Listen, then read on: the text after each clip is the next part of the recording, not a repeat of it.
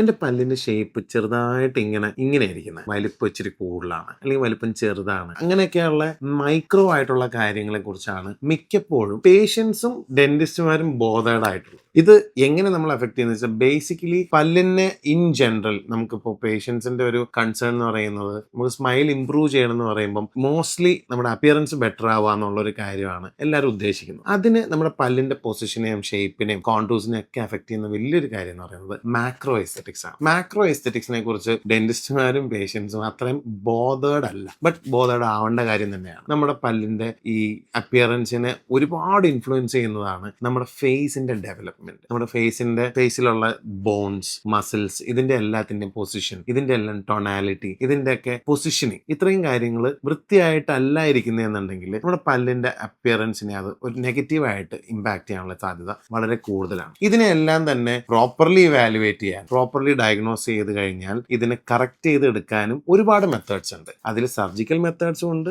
Non surgical methods ഉണ്ട്, ഓർത്തോഡോണ്ടിക്സും ഉണ്ട്, aesthetic മെഡിസിനും ഉണ്ട്. ഇതിൽ പല രീതിയിലും നമുക്കിതിനെ സിമ്പിൾ ആയിട്ട് കറക്റ്റ് ചെയ്തെടുത്തു കഴിഞ്ഞാൽ വളരെ കൺസർവേറ്റീവ് ആയിട്ട് തന്നെ നമുക്ക് സ്മൈൽ കറക്ഷൻ ചെയ്യാവുന്നതാണ്.